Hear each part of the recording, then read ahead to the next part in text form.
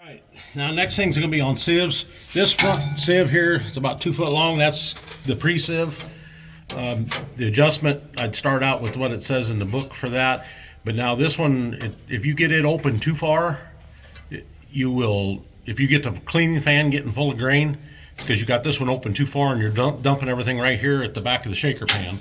And it's just overloading it at the front and then it's running into the cleaning fan.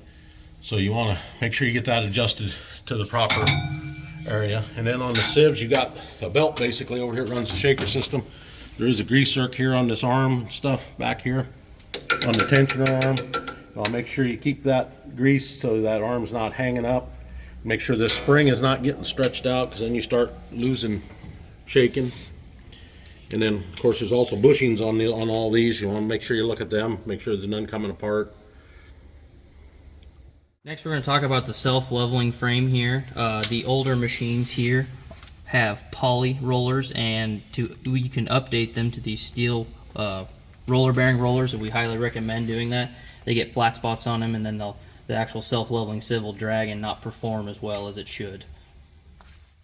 And then on the back here, we have our upper sieve. You just want to make sure to visually check it over, make sure there's not a whole lot of cobs or debris stuffed in there, make sure all your fingers are straight and not bent down, because that cause you to lose your capacity of your upper and lower sieve.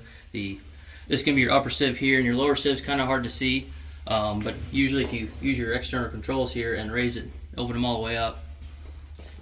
Give me a second here to wake up.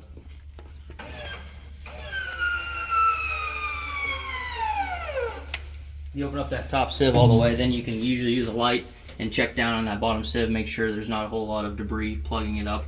And then if you're interested in seeing our sieve calibration, we'll have a link in the video to check that out.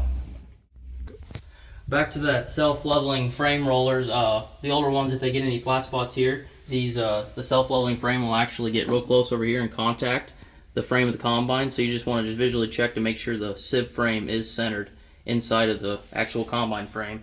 And then while we're talking about the leveling frame, usually we recommend a half of a degree to a whole degree offset to the right side up, just to help keep the sieve even and not overload one side or the other.